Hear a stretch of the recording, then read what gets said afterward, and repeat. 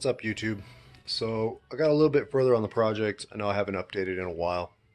Just kind of how it goes. So I've been working on the transmission. I had some warmer weather on a day off, so I went ahead and I did a pressure wash, and I made sure that everything was going good. I covered up everything that was essential, such as your output shaft right there by the differential. I covered those up with some rags and tried to make sure that nothing got water into it, but we did what we could. So I'm going to show you a couple pictures. I changed out some sills.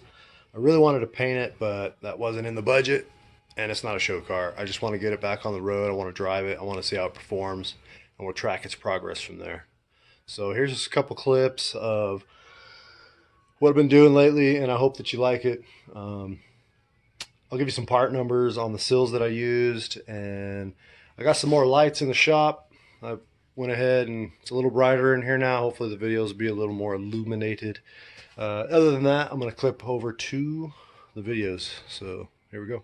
All right, so to start off with the parts that I ordered, and I ended up ordering an extra one in the event that one of these was off. So what we got here is the SKF, and that's the number 14006. So on this sill, this one will fit on the driver's side towards the engine. So I went ahead and replaced that. These are real easy to remove.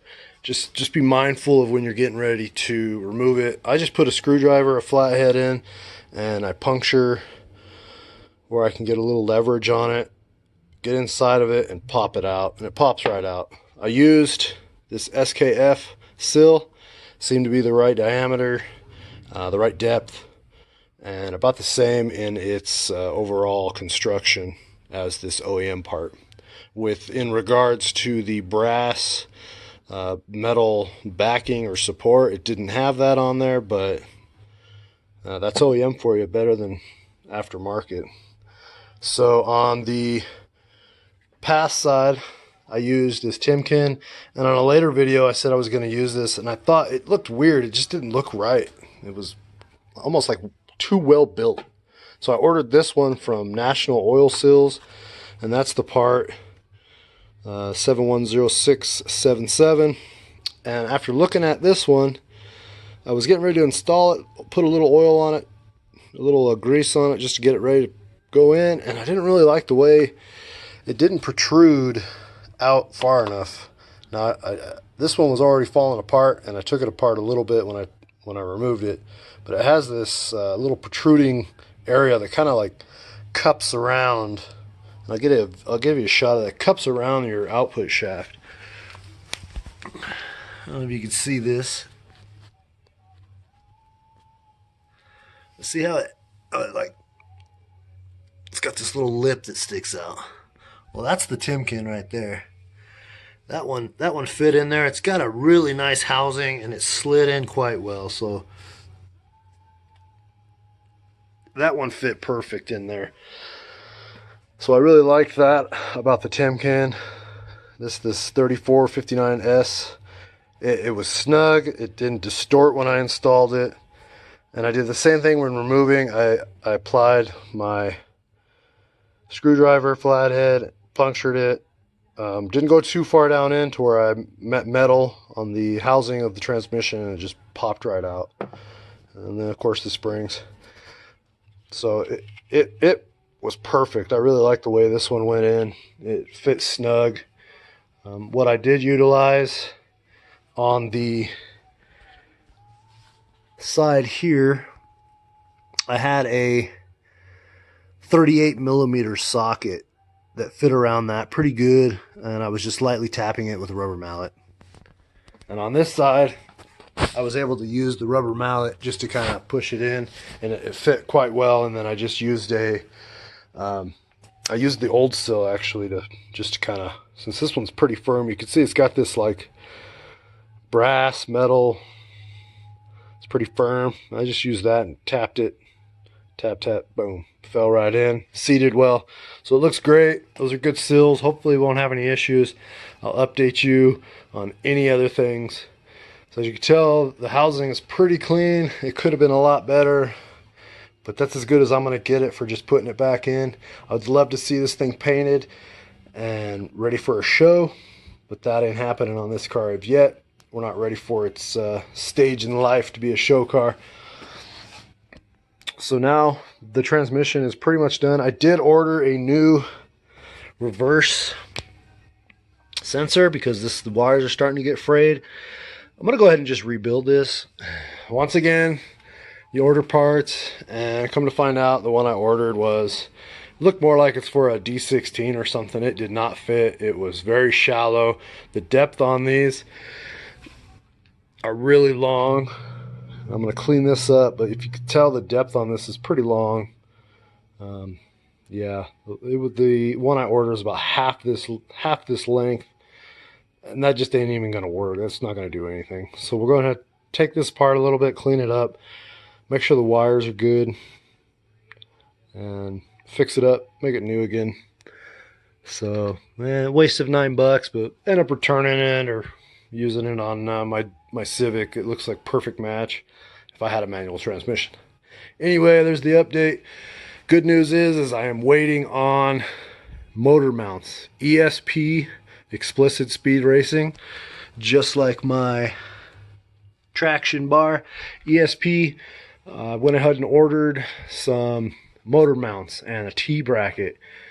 I just got an email the other day saying that they are in powder coat and they'll be shipped out by the end of the week. So that's perfect. That's fantastic. Unfortunately, I won't be able to install them anytime soon. But that's the thing with the ESP, explicit speed performance, that you kind of just have to accept the fact that they're custom made to order. They're not going to house a bunch of parts in a warehouse, mass produced. So explicit speed performance, ESP, yeah, I went ahead and ordered those up. They should be here by the end of next week, so that'll be fantastic, and they should be nice and red.